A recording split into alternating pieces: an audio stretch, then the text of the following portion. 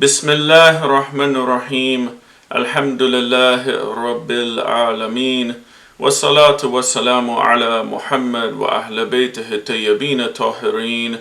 Wa la'natullah ala adaihim ajma'in. قال الله تعالى في كتاب الكريم بسم الله الرحمن الرحيم واستعينوا بالصبر والصلاة وإنها لكبيرة إلا على الخاشعين. And seek help through patience and prayer, and indeed it is difficult except for the humble ones. Allah says this in the Quran in Surah 2, Ayat 45. I bring this ayat because it's relevant to the discussion that I want to have tonight. Tonight I want to talk about the difficulty that people face when they convert to Islam. All of the struggles that they have to go through, the difficulties that they have to put up with, and the hardships that they have to endure from all sorts of people, their family, their friends, their community. And we're going to get into it because a lot of people, they don't know what a person has to go through when they convert to Islam. And it's very difficult for people when they're struggling for the truth. They struggle and they challenge their own beliefs and the beliefs of their family, the belief of their culture, the belief of their society. They challenge all of these things in the search and struggle for truth. And then abandoning the religion of one's family or one's culture, it is seen as if you're going against your entire way of life, your entire culture, your entire family. They view it as you're going against everything that your ancestors did, everything that your people did, everything that your country stands for. They see it as you're turning your back on them and you're betraying them and you're becoming like someone else. They feel that it's a slap in their face, that their way isn't good enough and that you think their way is wrong. So you went outside of your own way that they taught you and became something else. But in reality, you're only searching for the truth. You can't just accept truth because you think it's truth because your family accepts it, or your mother or your father, your grandparents, or whoever, your society says this is the right way. But you have to accept the truth of what you believe is the truth. And you search for this truth and you come to the realization that this is the correct way. And this is what most of the converts, they go through. They struggle and they find faults within their own way of life, their own religion that they were taught, or the way of their parents. And they start pursuing other religions and other worldviews to see which worldview is the correct one, which one sets right with their heart, and upon the beliefs then they find certainty in this. So it's a struggle. We have examples in history of people who struggled for truth. Among the companions of Rasulullah sallallahu alaihi wasallam, we have Salman al-Farsi, as they call him, or Salman Muhammadi. And we'll get into why he got that name in just a moment. But Salman, he was searching for truth. And he came from a family whose religion was Zoroastrianism. And he didn't feel satisfied with this when he met some Christians. So the Christians, he started asking them, like, what is your beliefs? What is this? What is that? You know, and he started interacting with them. And then he accepted Christianity. But his family treated him really bad, and his father locked him in a dungeon. And then he escaped and he went and lived with the Christians. And from there, he was heard of the name Muhammad sallallahu alaihi wasallam. He heard that there was a prophet and that he wanted to learn more about this prophet. So he was always trying to find out more about this prophet. And then finally he met the Prophet of Islam, and he accepted Islam at his hands and became a convert. And when he was with the Prophet, he reached such a high level, such a high status, that people were wanting to claim him for themselves. And one group said, he's from us. Other group said, no, he's from us. And Prophet said, no, he's not from either one of you. He's from my Ahlul Bayt. He reached such a high level that the Prophet considered him from amongst his own family, from amongst his own household. And he said, he is from us, this convert. and he went through different religions, and then he converted to Islam, and he reached this high level with the Prophet. Something that we should all aim for and strive for, to become like Salman. We look at the companions of a Prophet, and we see that in the companions of the Imams, and we see what led them to greatness. And we should try to be like Salman, to where we can reach a level where we at least please the Prophet of Islam, sallallahu alaihi wa alaihi.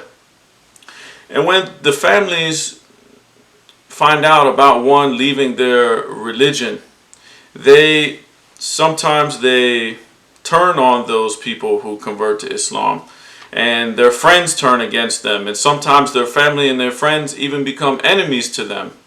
And there were even many cases that this happened in Islamic history as well, such as in the Battle of Badr, that the relatives were fighting each other. Sons were fighting their fathers, fathers were fighting their sons, and so on and so forth. Uncles and nephews and they were fighting each other because one left the religion and went with the Prophet, and the other ones remained idol worshippers.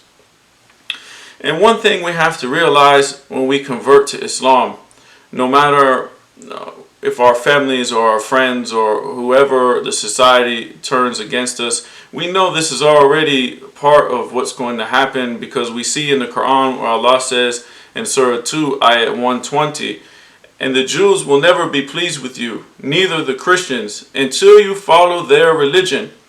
Say, Allah's guidance, that is the true guidance. And if you follow their desires after the knowledge has come to you, you shall have no guardian from Allah, nor any helper." So we see already that we have to accept the fact that a lot of people, they're not going to be pleased with us converted to Islam. They're not going to be pleased because they want us to follow their way. And this is something that Allah subhanahu wa ta'ala has said in the Quran. So this is definitely something that is true. Something that is an inevitable fact is that most of the time, converts have to deal with their families and their friends turning against them and abandoning them. This happens most of the time. They'll mock you for accepting Islam. They'll make fun of you. They'll say, "Oh, it's just a phase." Or they'll try to offer you things that they know is forbidden in your religion, but stuff that you might have done previously the week before. They'll try to offer you beer. They'll try to take you to the nightclub. They'll try to offer you pork, just on purpose, being spiteful, because they know that you can't do that now and that you accepted a different religion. So they'll mock you and they'll make fun of you. They'll call you a terrorist. They'll equate you with a terrorist. They might call you, "Oh, you Bin Laden," or Jihadi John, or all of these type of things. They'll make fun of you when you pray. I had a good friend of mine that had to live with his family for some time because some economic hardships, and he didn't have a room, so he had to sleep in the living room on the couch. So he had to pray in the living room, and when he prayed, he would go down in sujood, in prostration. His father would come, bend over by his head while he was praying, and pass gas, and he thought it was funny. And he would make fun of him. He said, "Oh, look at you down there, with your face on the ground and all this, and you're going against your whole culture." They were Latinos. And he was like, "Oh, us Latinos, we're not Muslims, we're Catholics and this." And he would make fun of them. And every time I would go to the house, he would be so upset, so frustrated. It's like, I can't take it anymore. And then, eventually he had to come stay with me for a while until he could get another place. But it was really bad. And I'm going to talk about a lot of different stories that I've heard from many different converts over the years throughout my travels through the States and throughout the UK and other places that I've been in the world. And I'm going to bring some of these stories as we go through this. Another issue is abandonment, that some families, they'll kick their children out of the house and make them go to being homeless or sleeping in their car. And sometimes they'll physically abuse them, especially the women who accept Islam. I've heard many stories of the father or the brother or the uncle beating them for putting on hijab, or beating them for accepting Islam, and think that they could scare them away from Islam. But really, they only become firmer in their belief. But it's a shame. These people who nurtured you, who loved you, they turn their back on you and they kick you out of the house, they beat you. All this stuff happens to people when they convert to Islam.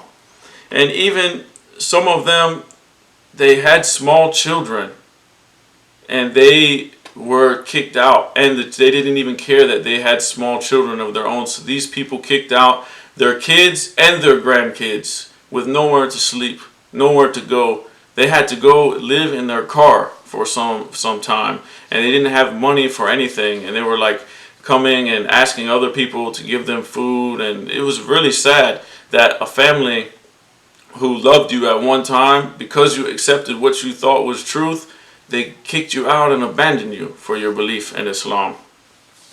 So the convert, most of the time, I would say pretty much all of the time, is lonely, depressed.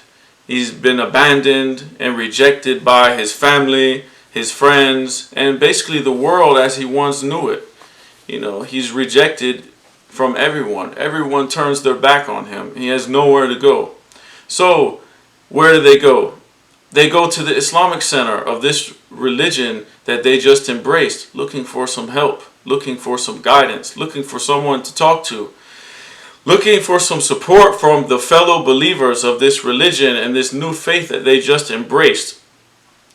The sad part is, most of the time, they go there and they only get shunned by the people at the Islamic center. They're being turned away without any shame whatsoever, and they're being forced to go to homeless shelters or to go beg for money from non-Muslims, to go get help from the church. These people at the Islamic centers, they just turn them away, ignore them, you know, and tell them to leave. I've seen it before. It's very bad, and I've heard many cases of this happening all around the country. It's very sad. They have forgotten the teachings of Islam, where we are advised to help one another and to give charity towards one another. And the Prophet ﷺ, he appointed the poor immigrants, the poor migrants, the muhajirun, and he appointed them a brother from amongst the Ansar, the people in Medina. So we have the people that fled Mecca. They left everything behind. Everything. They lost everything. They came to Medina. The Prophet appointed everyone from Mecca to be a brother for someone in Medina. And the people in Medina gave them half of their wealth and helped them. This is one of the first things that the Prophet did. He gave them a responsibility to look after these poor migrants who left all of their things behind, fleeing persecution and of the idol worshippers. He appointed them to protect them, to help them get established, you know, get on their feet, give them half of their wealth, and they were to treat them as their brothers, as their own family members, not just some people who came and, okay, we'll help you out. No, they treated them like their own family. So what is going on in this day and time? We're looking at people coming to Islamic centers for help, and they are shunning them and turning them away. How far away can this be from the sunnah of Rasulullah sallallahu alaihi wasallam when we look at this example that the Prophet took the Ansar and made them help the Muhajirun and said, you know what, help them. You know, they left everything behind. They don't have anything anymore. If you look at the state of those migrants, it was those who migrated, it was like the same situation almost as the converts. The converts left everything behind. They don't have anything anymore. They lose their family. They lose their friends. They're shunned by their society. People are persecuting them. So they're coming to those who are established, you know, trying to get some help. What would the Prophet want us to do? Would want our communities to do? This is how we have to think. But no, we want our centers to be cultural clubs, and we don't want outsiders coming in and disturbing our centers or whatever the case may be. Unfortunately, this is the case. So when they get turned away from the Islamic centers, where do they have to go? They have to go to the churches for help. If you think the church says, oh, you're a Muslim, we're not going to help you. No, churches help everybody. They help Muslims, they help Christians, they help anyone who needs help.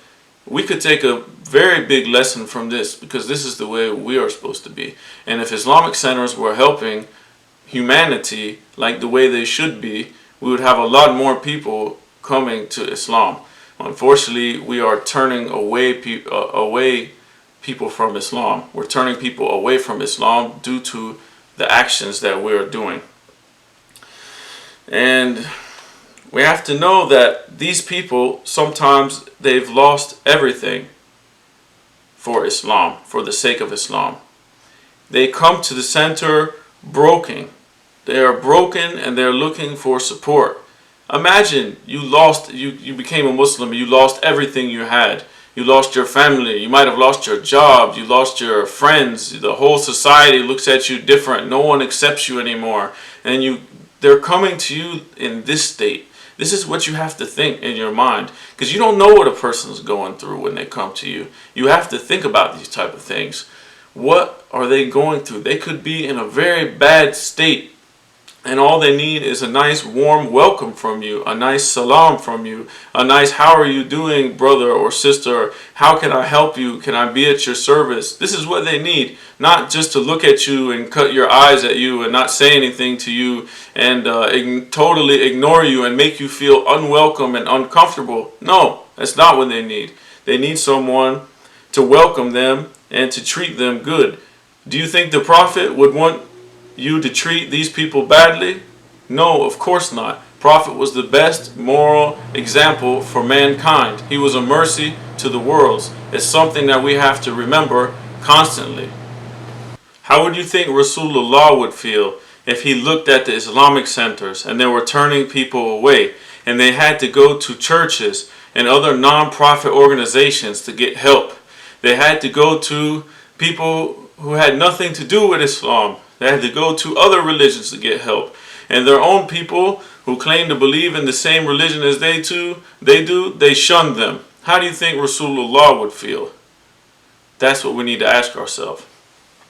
And generally, in the U.S., I can speak for the U.S., the converts are usually much poorer than the born Muslims or the Muslim community in general.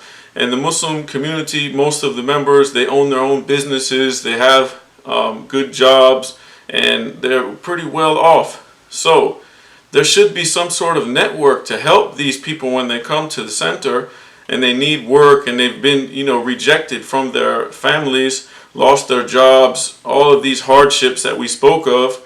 There should be something set in place where they can help them. Help them get a job, help them get on their feet, help them get established. This should be one of the things that we take a lesson from what the Prophet did with the people who fled Mecca, and then with the Ansar that were in Medina, how they helped one another. And this is one thing that we should take a lesson from. And I'm going to get into now some of the points of things that happen to converts and some of their main complaints that I've heard over the years. So, one, they're not being given their rights of being returned the salams. You say Assalamu alaikum, you're supposed to respond with an equal greeting or better. But they just look at you.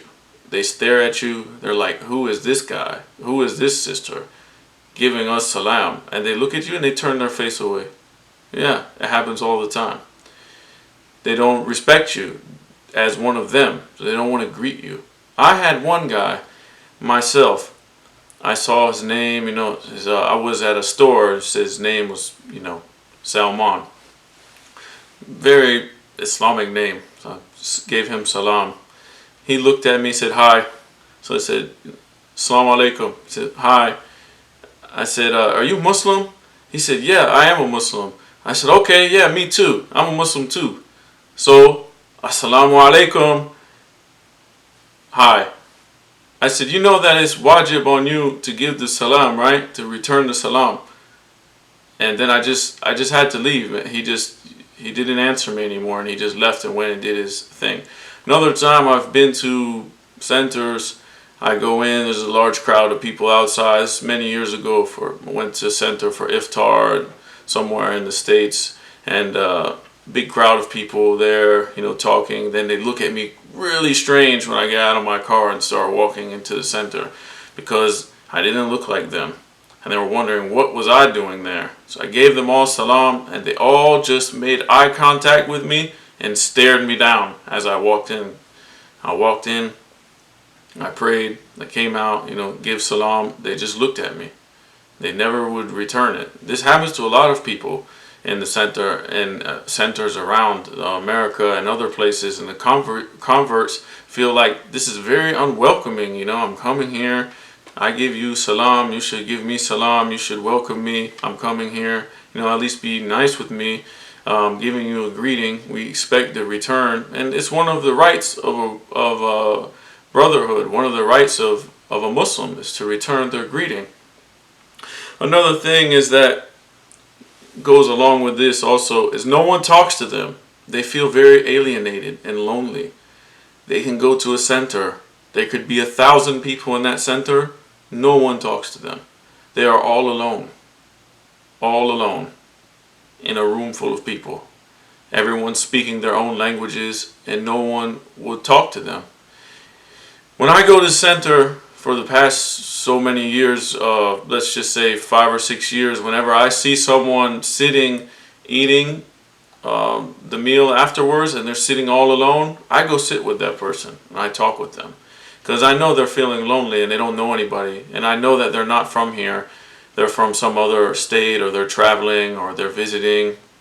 I've never seen them before. So I go sit with them. But no one does this. You know, we should be welcoming to people and ask, hey, how are you doing? Where are you from? You know, how do you like the program? Is there anything we can help you with? You know, what's your name? Get to know the person. Be nice with the person. Make them feel welcome. Picture yourself going in a place where no one talked to you and everyone ignored you and looked at you like you were a ghost and they could see straight through you, like you weren't even there. You were an invisible man. Would you ever want to go back to that place ever again? Obviously, no. You wouldn't want to go back. There's no reason for you to go back. You're like, I wasn't welcome. They didn't really feel like I should have been there. I felt like I was just a burden there. I don't really feel comfortable there. I'm just not going to go anymore. These actions are turning people away from Islam. Bottom line. We have to be more welcoming. And this is how the Prophet would have wanted us to be more welcoming. Another thing, their converts are accused of being spies. I mean, Habibi, really? Do you think that they're going to send a spy that looks so obvious to everyone? He's totally different than the whole population in that building. He's a total different ethnicity. He's going to stand out so much. You know, a spy is supposed to be inconspicuous or less noticeable. Not the most obvious person. They're going to send a spy. They're going to send someone who looks just like you.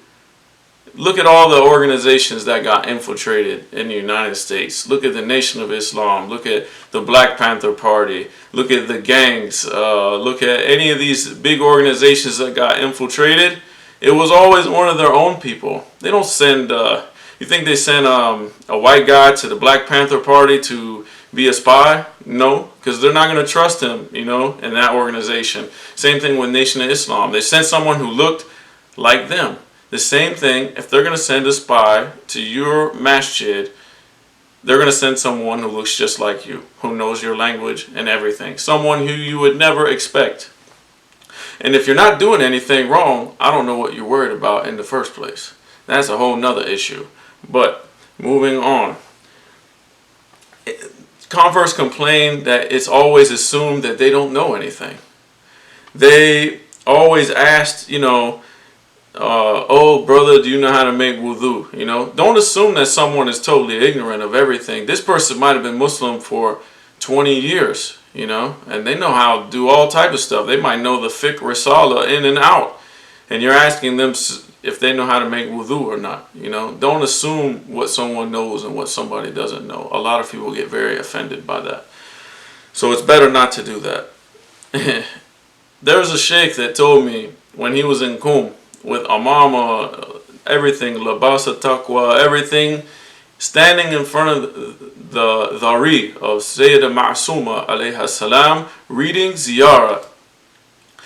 A person came to him and tapped him on his shoulder while he's reading ziyarah. This is African American sheikh, came to him and asked him, "Are you a Muslim?" I mean, come on. The man got an amama, a turban on, the abba, everything. He's reading ziyarah in front of the shrine all the way in Iran. And they're going to ask him if he's a Muslim. I mean, how offensive is that? It's just very strange. These type of things are very offensive to people. Another thing is they get accused of coming to the Islamic Center for the program, not because they want to hear the program, just because they want to eat the food. I had a brother tell me that he was getting food for iftar. In one time in the month of Ramadan, somewhere in the States, he said that the person told him, "Oh brother," this was like, he's a Latino, and so he looks different than them, so they knew he was a convert. They said, "Oh brother, they don't have food at your church? You have to come here and eat our food?" Astaghfirullah. What kind of thing is that to say to somebody? He's in your house of worship, the house that you come to worship God in, and you're come to be, talk about Islam, and you're going to be so rude to just say, "We don't want you here. Why are you here eating our food? Why don't you go to your church and eat your own food?" These type of things happen more than you would think, but this is I'm just bringing some of the stuff that people have brought to my attention over the years. And also, they're accused of not being sincere Muslims, but just Muslims because they wanted to be married, for example. I'm not saying that doesn't happen. It might happen sometimes. I'm sure there's some stories of that happening, but it's not the case all the time. And you don't know the intentions of that person's heart, and you can't accuse someone of that. I know a sister that's married in another state. She's married to an Afghan Sayyid, and she's a white convert.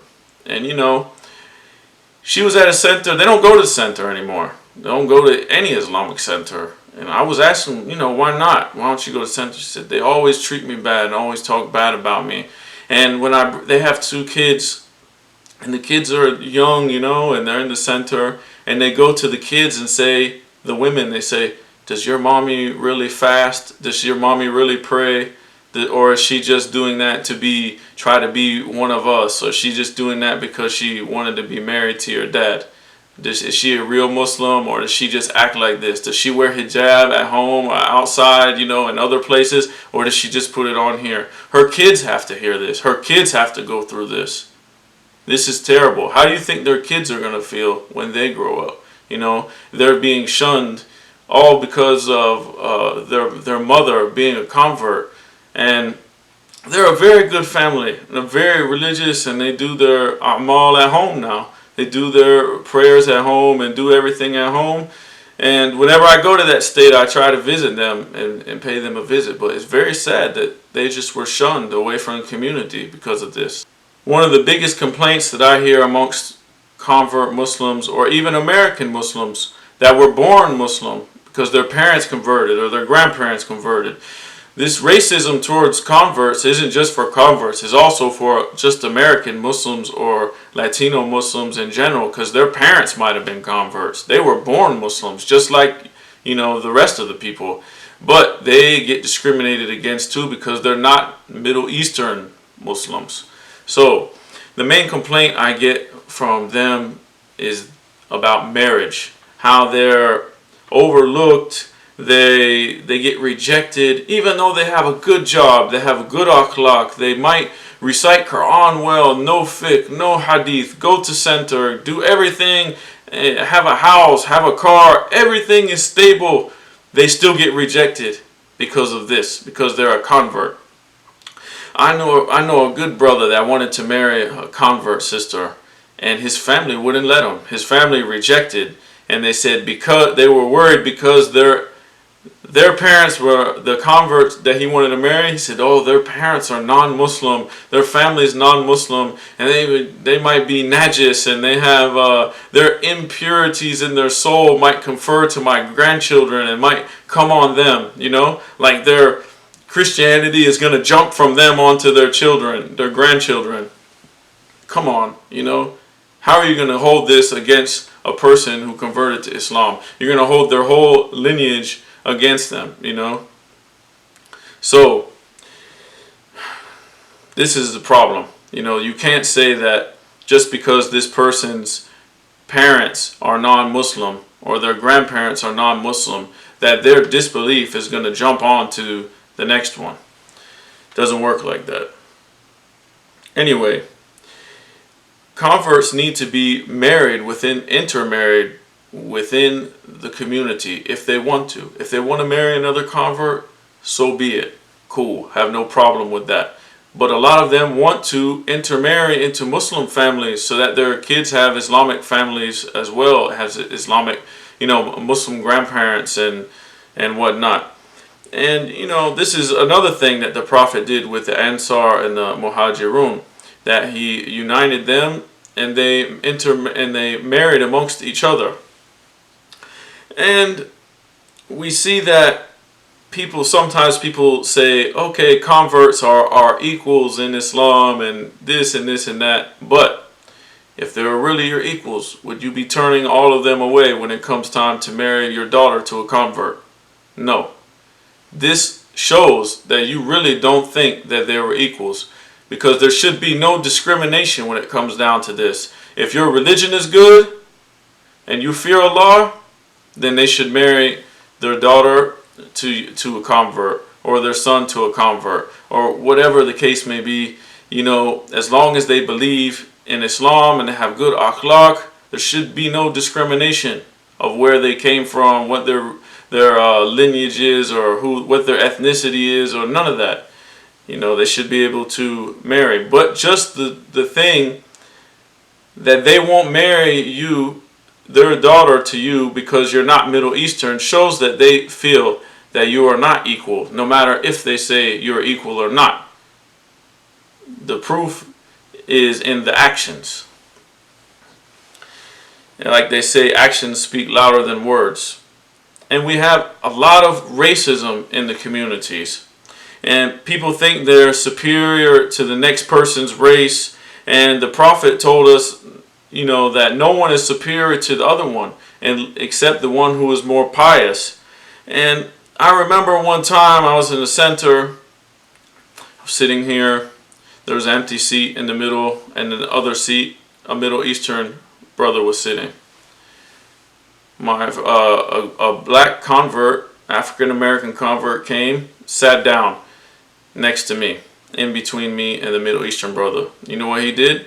He cut his face at him, like looked at him like, what are you, you know, I don't want to sit next to you.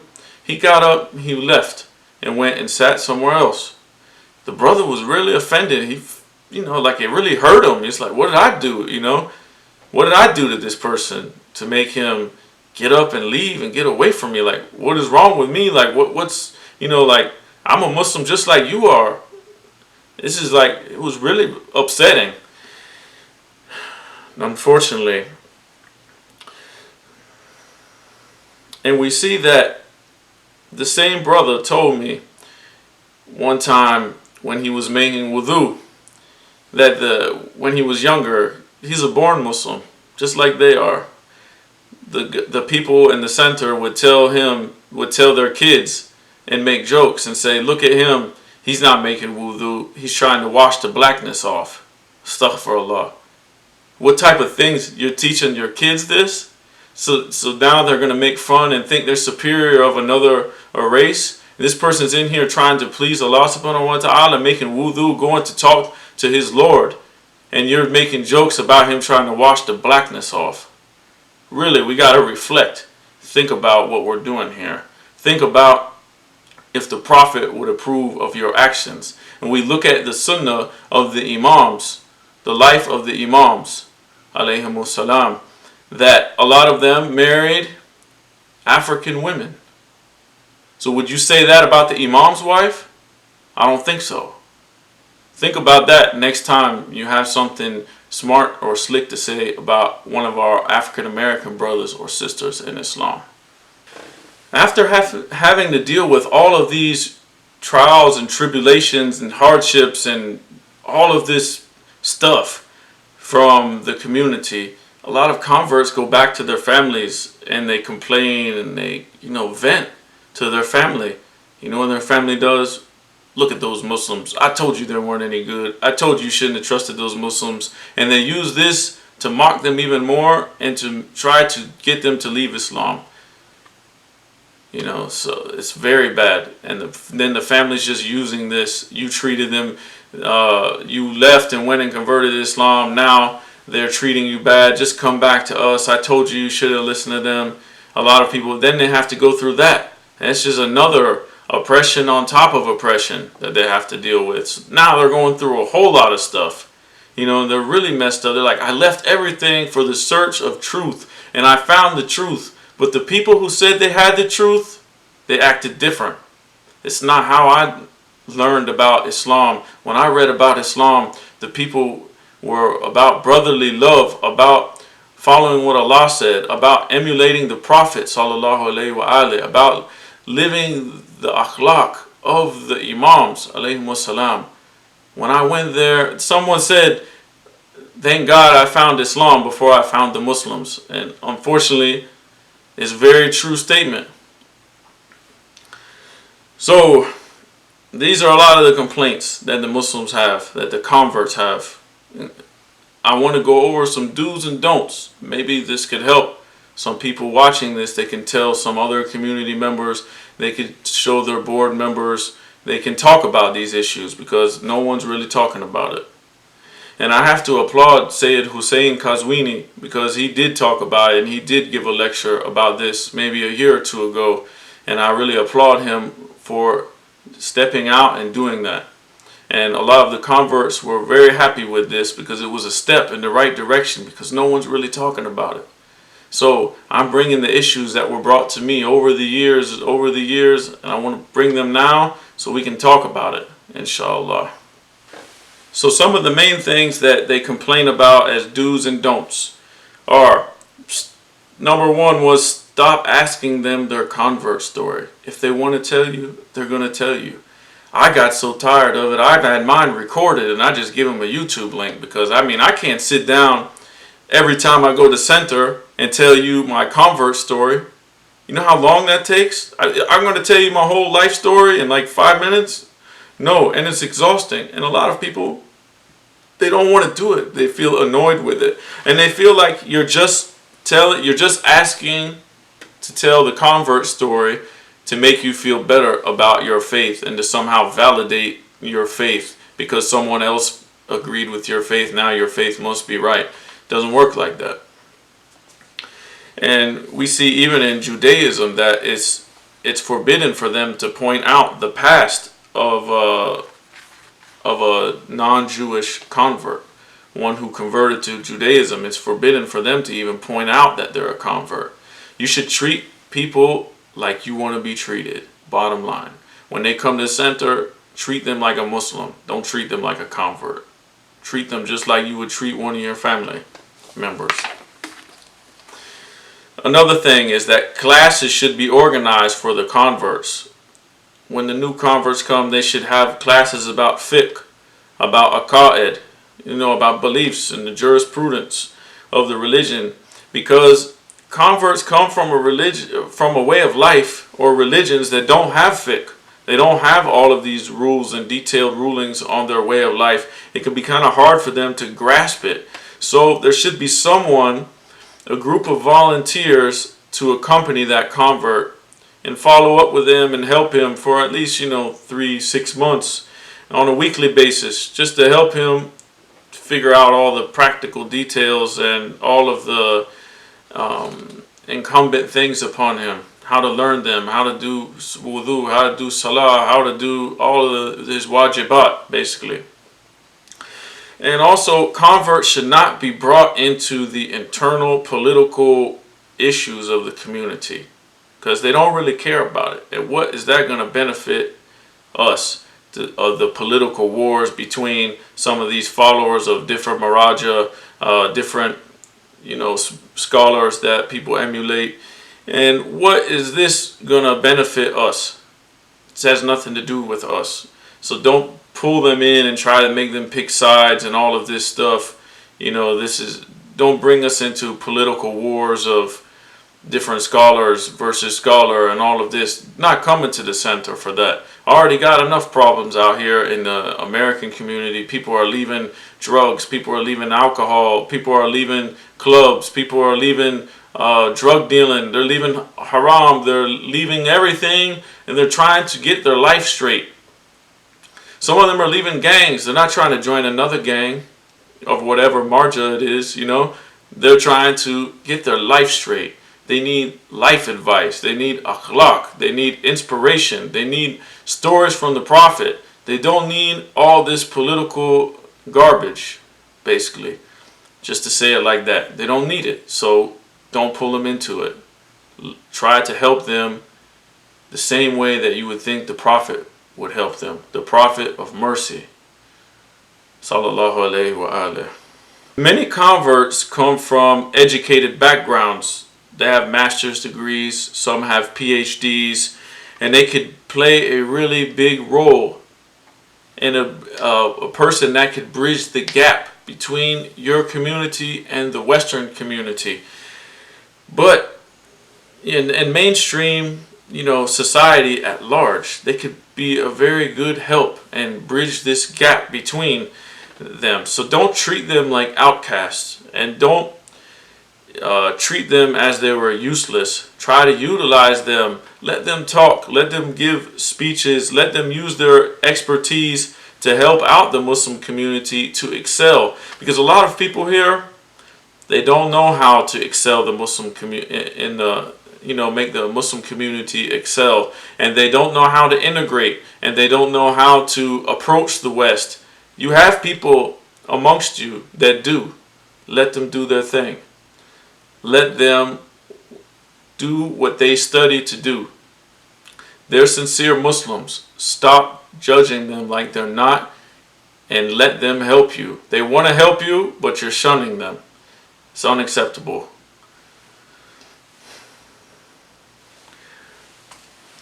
We have scholars that are converts, like myself. I'm not going to talk about myself, but I'm going to talk about other scholars that I know. Not going to mention any names, but we see there would be a scholar sitting, two scholars, for example. One scholar studied 10 years plus. Other scholar, Middle Eastern descent, studied 2 years, 3 years, maximum 4 years, let's say. Okay. They come to this scholar who studied 3 years, let's say. Assalamu alaikum, ya samahta Sheikh and Jalil al-Aziz, blah, blah, blah, all of this.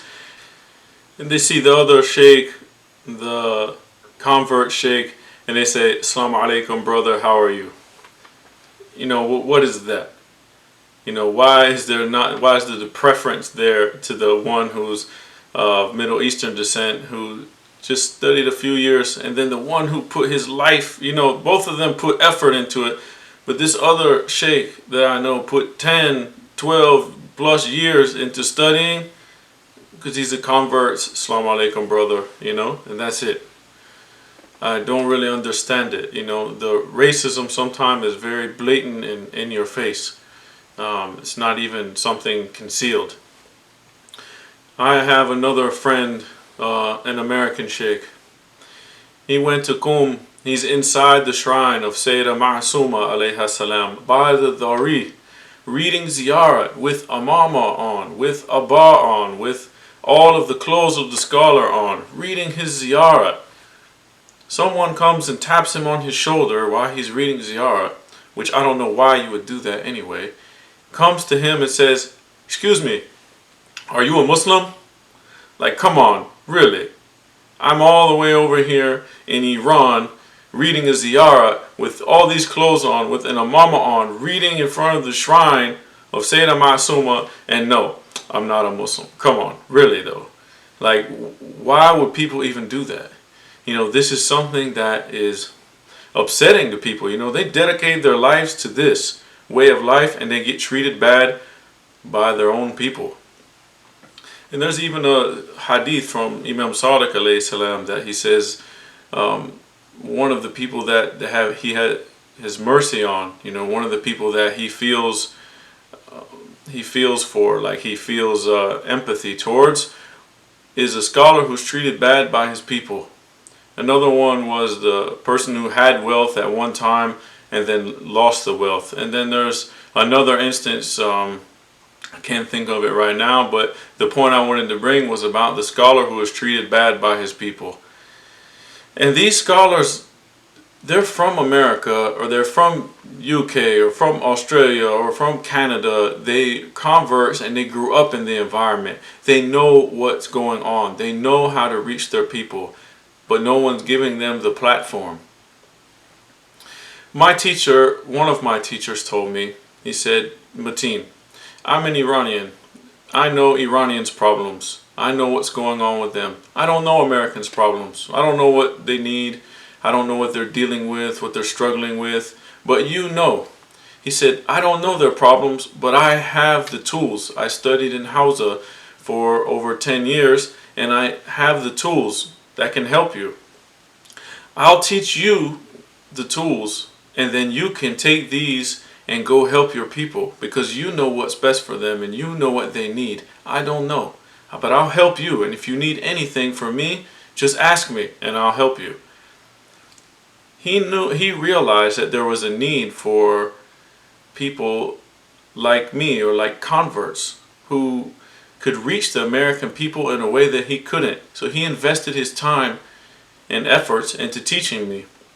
Now, I'm very thankful for that. And a lot of all the other sheikhs that are American or from UK or Europe or wherever, the converts that studied, wherever they might be from, Canada or wherever, they had similar teachers that felt that same way, that wanted to help them. But unfortunately, I heard of an instance that happened where a sheikh taught some other Americans, and those other sheikhs that weren't American, that were from Middle Eastern descent, they got very upset and like, what are you doing teaching these guys? You know, what's up with you? Why are you doing that? And he was like, these people are better than your own ancestors. And I got them really upset.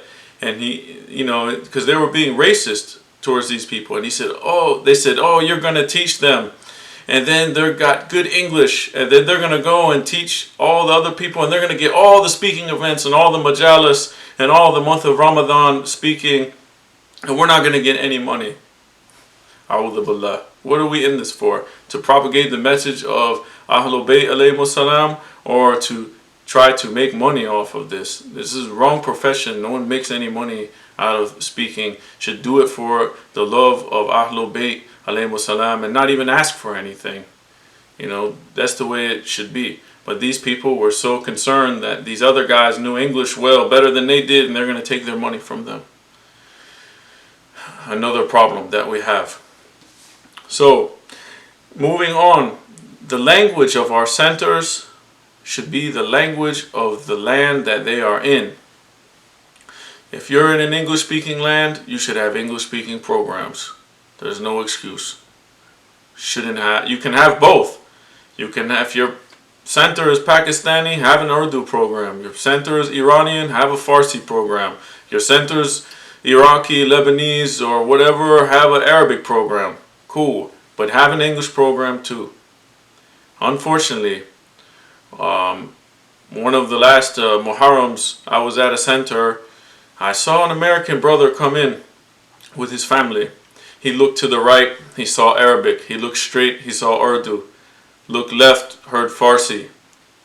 No English. He asked me, is it an English program? I said no. Unfortunately, they didn't have an English program. They didn't want one. You know what he did? He came out wanting to hear the message of Imam Hussein alayhi salam. He had to turn around and leave. That's sad. That's really sad. Then, I just was helping serve the food, and another guy came to me and said, Sheikh Mateen, what's going on? Why is there no lecture in English? I said, I don't know. He said, I don't understand. I don't understand Urdu. I don't understand Farsi. I don't understand Arabic. Why is there no English programs? We're in America. We need an English program. All these people are coming for English and they're leaving. Why don't you give English program? I'm like, brother, it's not my place. It's not my center. I don't have a center. I don't have a place. I can't just get up and walk in someone's house and start speaking. It's not how it works. You need to talk to your board of directors and all of this, and you need to have a talk with them. All of these centers, they need their board of directors. They should have English programs, especially for Muharram, for month of Ramadan. What's going on? Why don't we have English programs? You're turning people away from Islam who really want to know. I watch them come in and leave. I hear so many complaints. Where are the English programs? Where are the English programs? Nothing. We can't continue on like that. You're going to lose these people, and you're going to lose your children, because your children don't connect with the mother tongue. They grew up here. They connect with English more than they do any other language. Even if they speak the other language, they don't know the culture like that. They might know what's inside the house, but they didn't grow up in Iraq. They didn't grow up in Iran. They didn't grow up in Pakistan, Afghanistan. They grew up in America. They relate to English better. The youth come and tell me all the time, this is a problem. The second generation Muslims, and you're going to wonder in 15 years, 10 years or whatever, how many years, when they start getting out of control, then you're going to come back and say, what happened? What happened is you were worried about having your cultural club and your own friends to sit around and drink tea with and chat with and speak in your own languages, and you didn't think about your children, what they wanted. We got to put them first. If you're in America, you're in Canada, you're in England, Australia, whatever, have an English program. This is one of the main concerns for the converts. It's unfortunate, and I've seen many people leave Islam. I've seen many people go their own way. They just practice at home. They don't come to centers anymore because how badly they've been treated, how unfair they've been treated, all the racism they've experienced. So they just don't come around, or they just deal with like-minded individuals like them and they meet in their houses. It shouldn't be like that. We should all be one community, not divided like that. And unfortunately, that's just the way it is because of the treatment at the Islamic centers around the country and in other countries as well. I even went to Brazil, and they had the same problem too. It's not just here, or not just in the West. I mean, it's everywhere. Converts get treated badly. People claim they want to come to the West to propagate Islam, but their actions speak a lot differently, unfortunately. Seems when people come here, they just want to make cultural centers where they can sit around and hang out with their friends and speak their own language, some place that reminds them of home. So when they see someone else from another ethnicity that wouldn't be in their home country, they look at them weird and they're like, what are you doing here? You're disrupting my vibe. You're killing my vibe. And it messes with them and their mind. They don't really want you there, so they treat you unwelcome to make you leave, so that way they can feel more at home again, because they don't feel at home with you there. And they shun the other people from outside ethnicities. But this isn't the way that the Prophet was. When you look at the Prophet, all of his closest companions, most of them were from somewhere else. They were from another country or from another ethnicity. Look at the Prophet had Bilal al-Habashi, he's African. Salman al-Farsi, Iranian, had different companions from other places that weren't just Arabs. He had some Arab companions too, but most of them were from other places. And they were some of his best companions that he had. And he came to unite the tribes together, not to have an all in one place. He united them all. He didn't come to make a different center here on this side of Medina for these people, and another center on the other side of Medina for the other tribe, and another one here for this tribe. No, he made one place of worship for all the people to come together and unite as one structure, one unit, one brotherhood, not to be divided. And it's very unfortunate, in our time that we witness that the Muslim community, the Muslims, they don't have concern for their fellow brother or sister in faith, let alone humanity as a whole. People are more concerned with materialistic things and financial gains, and no matter what happens, who they offend, who they step on, or where they need to go, they're not really concerned about compromising their religion or anything, or oppressing others. Muslims aren't helping people get jobs. They're not helping people get spouses. They're not even helping people get the basic necessities of life. It's every man for themselves most of the time. And I can't speak about everywhere, but I'm saying this is happening a lot. And I'm sure a lot of people will agree with me.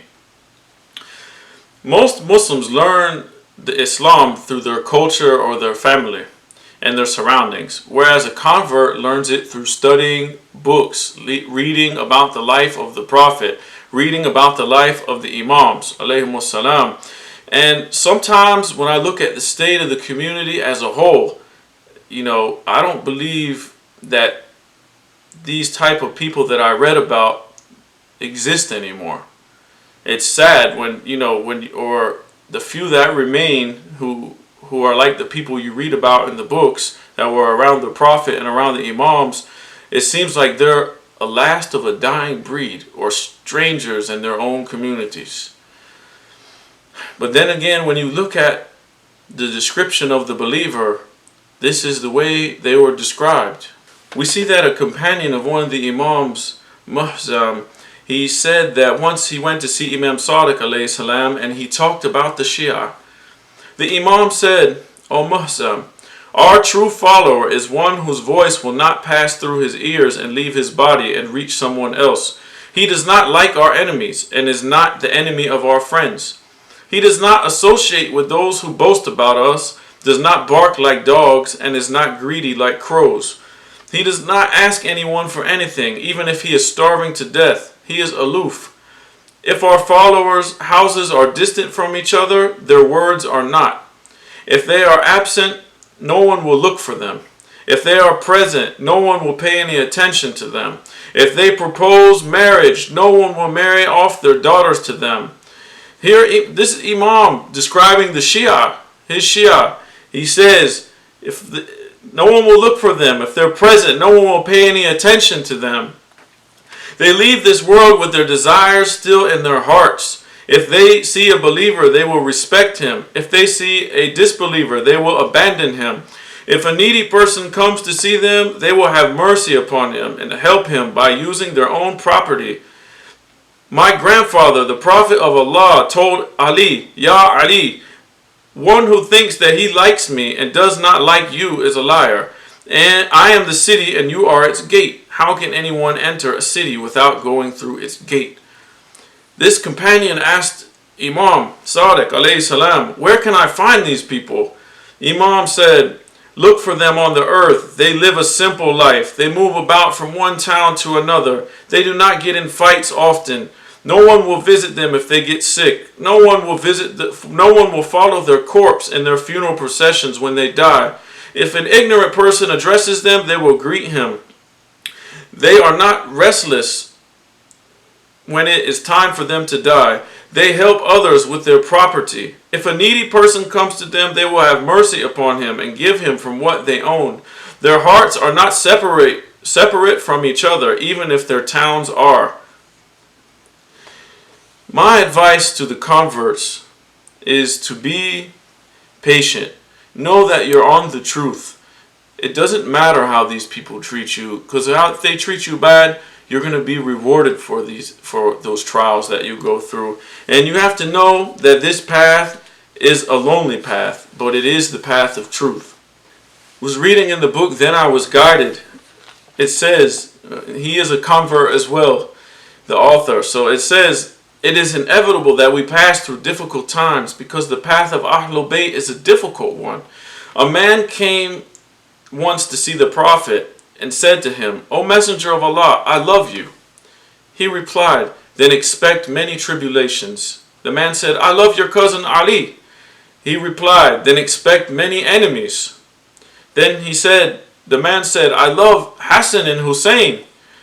The Prophet said, then get ready for poverty and much affliction.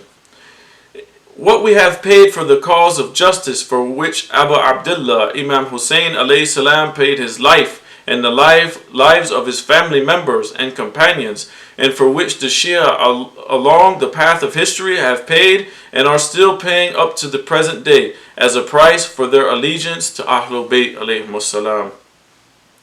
So know that whenever you start going through these problems, remember what the Prophet told this man when he came to him.